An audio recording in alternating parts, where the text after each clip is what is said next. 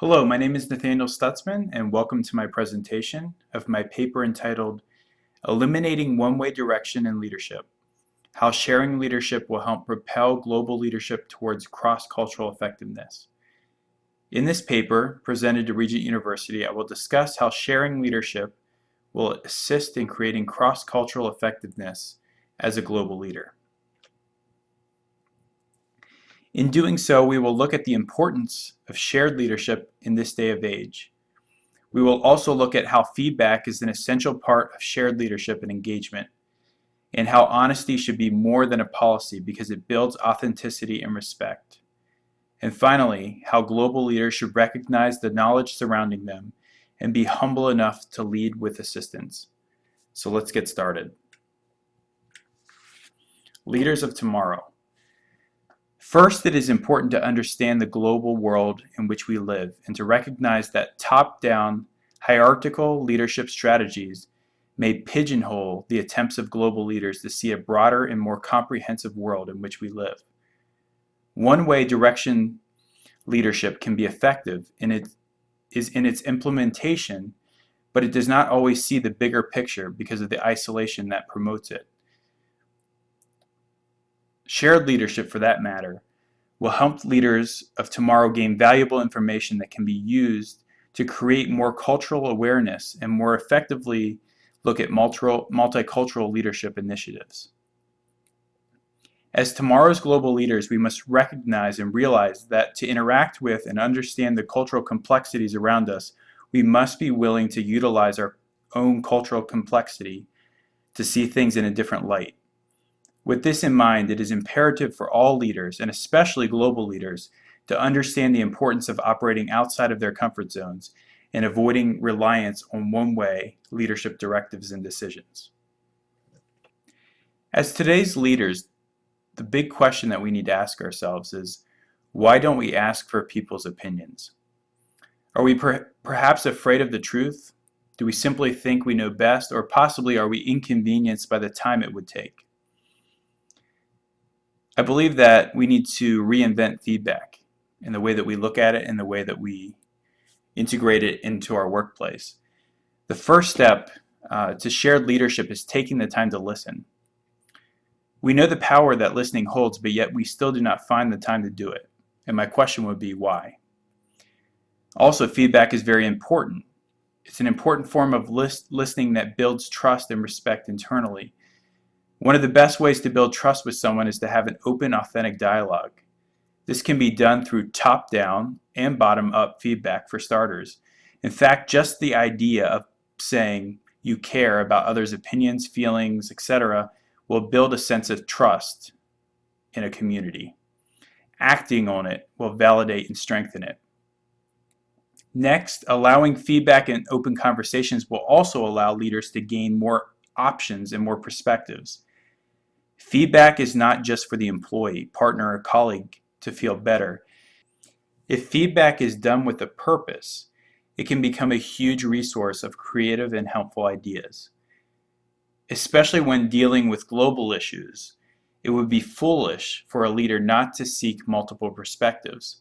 I believe that most of the time, our greatest resources as leaders are already in our back pockets, or at least in the back pockets of our employees around us. We just fail to listen. And for that matter, I love this quote at the bottom of the slide where it says, "The impact of asking is even more powerful than giving it." And I feel like leaders, at least the ones that I've worked with, have no problem with giving feedback.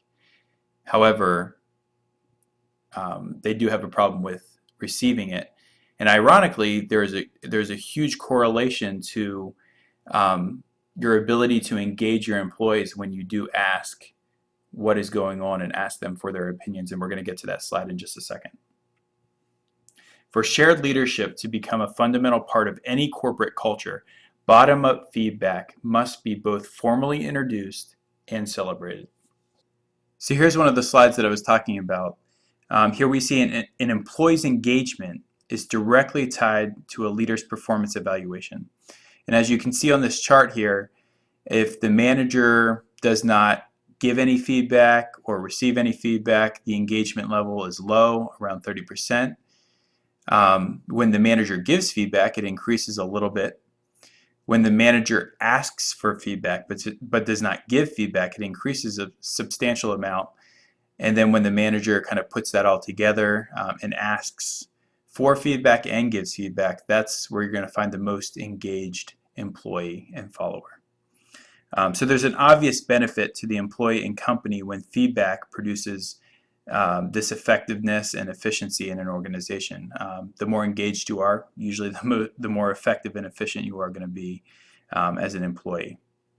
Now we're going to tie this back to the global leader and look externally and outside of your own organization.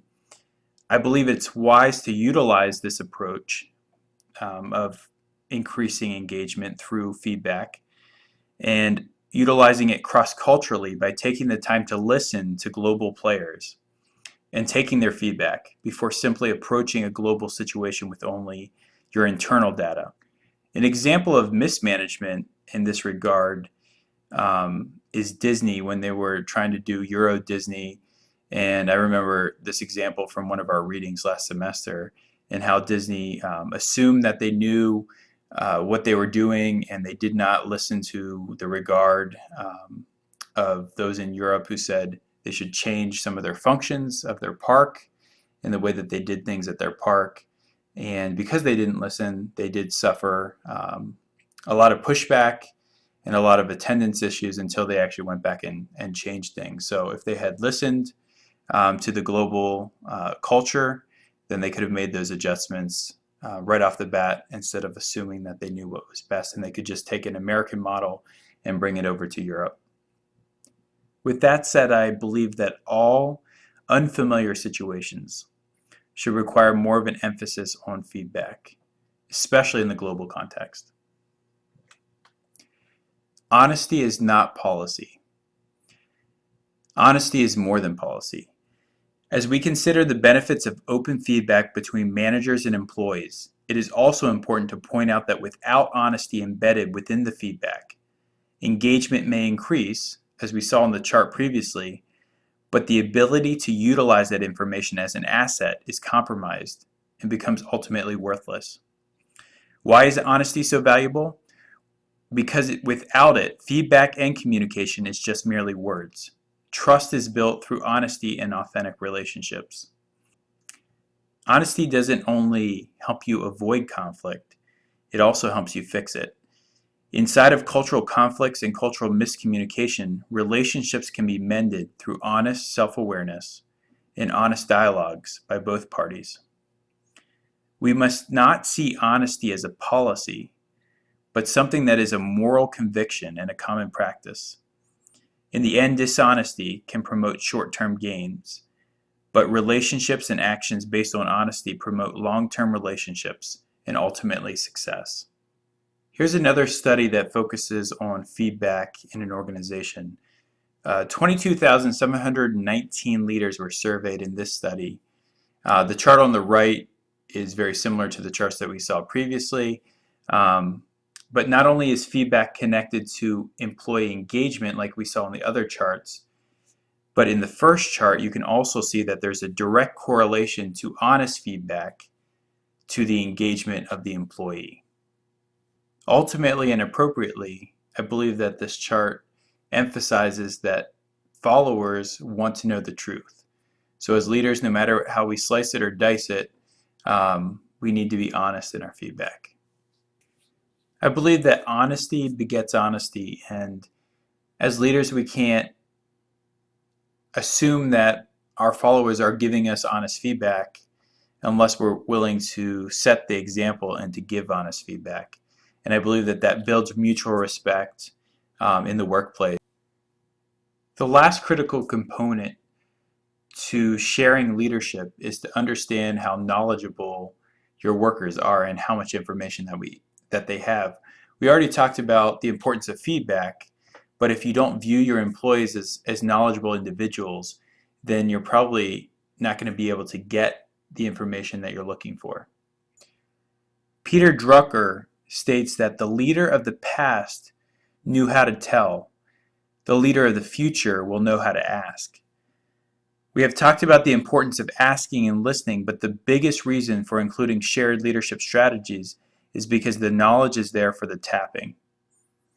Knowledge workers, which was first coined by Drucker in 1966, is simply realizing that most workers today have valuable resources at their fingertips and have knowledge beyond their specific role.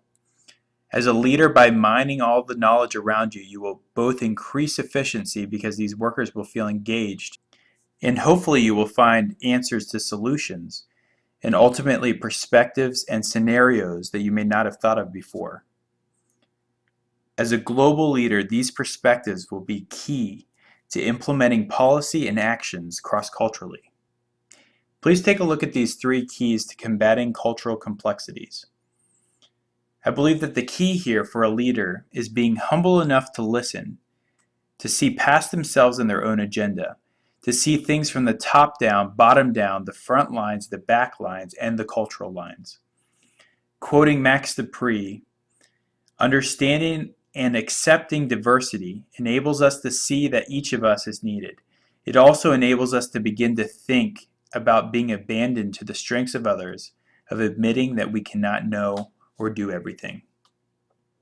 Ultimately, sharing leadership is just that, relying on other strengths, team leading, and admitting that we don't have all the answers. The following are some practical questions that you can ask yourself and things to consider while leading globally. Because of the time constraints of this assignment, we will not continue with this exercise, but please just take a second to look at those questions. Evaluate yourself, evaluate your current leadership and your current organization. Ask yourself simply, are you practicing one-way direction, or are you practicing shared leadership? That concludes my presentation. Thank you for your time, and God bless.